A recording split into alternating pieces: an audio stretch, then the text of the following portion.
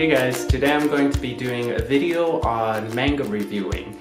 So if you're interested, keep watching. If not, there might be something that's interesting here. Discover something new. I've never been a big fan of mangas for most of my life until I found that I had a long commute to work before, and then I spent a lot of time just reading it on my spare time and killing time off, and now it's become a great habit, and I encourage you to check it out because there's a lot of good brands out there that you should watch. So let's get started. The first one I'm going to be talking about is Tower of God. This is a climb to the top of the tower to these people who challenge it will be able to have their wish granted once they reach the top of the tower. Now, through it all, they go through a lot of battle experiences, gaining items, gaining equipment, and then they form teams and alliances, and a lot of different things don't tend to happen the way they wish to be. So they're called regulars, and they're trying to build up teams, and people who have completed the tower are called rankers, and they're trying to scout out, find out which ones that they're thinking are very promising to build their own power in their guild. So I encourage you, it's really interesting. I won't spoil too much, but there's a lot of crazy things, and some regulars are actually irregulars, and I won't tell you too much, but they're like the underdogs, the ones that rarely got qualified, but then they got brought on anyways. So I encourage you to check it out. That's one of my favorites. So another one is called Yinzi Modron Manhua, and this one is in full colors. It's very interesting. I love it because it's about like a video game, and then it turns out that this video game has been going on for generations after generations. Apparently a clan of it is trying to protect all the bosses in this game. But however, that clan has been completely wiped out. There's a few that are still into the belief that these bosses should be protected at all costs. And then it becomes an open MMORPG for people to jump in. People don't know that it's like life or death. These people who die, they really do die. So these people are trying to say, stop, don't do it, I'm going to protect it. And then lots of bad things happen and the good guys win. I don't know how else to explain it. So the next one, it's called Tales of Demons and Gods. This one is about an individual who was too weak in the past to protect his tribe, and then became really powerful and later on in his life to becoming one of the strongest martial artists that there is today. However, he found this book where it was able to bring him back into his past to be able to rewrite everything that changed.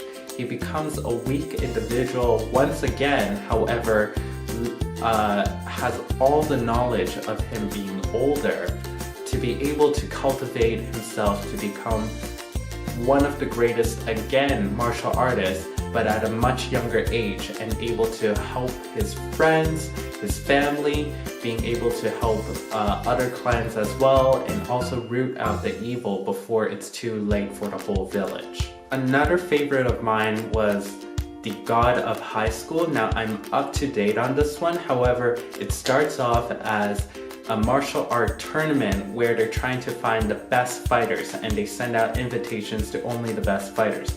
This has a lot of mythical entailments around it as well.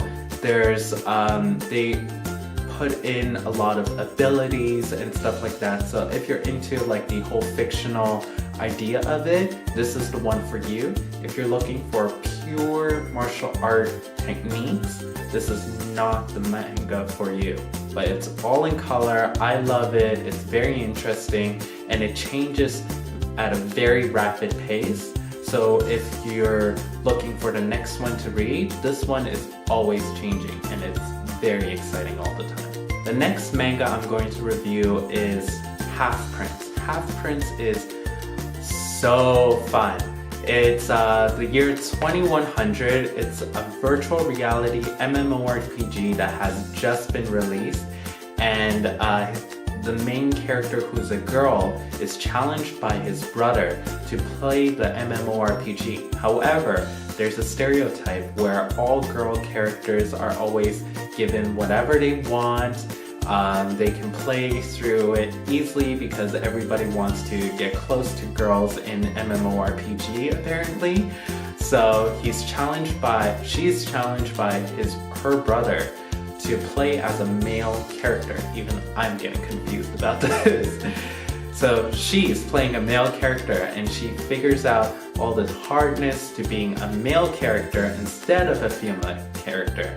But she perseveres through it and becomes one of the best characters in the whole game, best avatar of them all, and it's really exciting to see how she perseveres through all of it and all of her challenges. It's a definite read. It's great.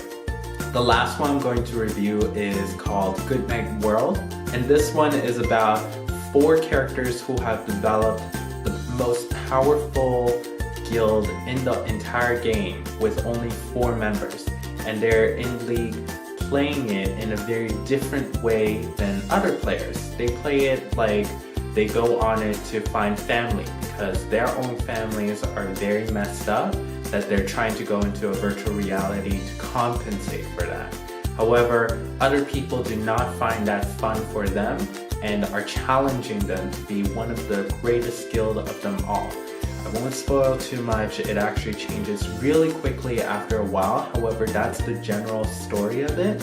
And man, I fell in love with these characters really quickly. I highly suggest you to read this one because it's so exciting. I think it's one of the best, so. And there you guys go. That is my review of the top mangas or manhwas that I have been reading. I hope you guys like it. Please tell me what you guys think of it because I really do like it. I bet you guys will love it too. So leave a comment below and I'll see if I can answer it. Have a good day and I'll talk to you guys soon. Bye now. The only person that seems remotely famous on this one, well, not remotely famous, but famous enough for me to know a lot about them, is Demi Lovato. Now that one was a lot of fun because I was like, oh yeah,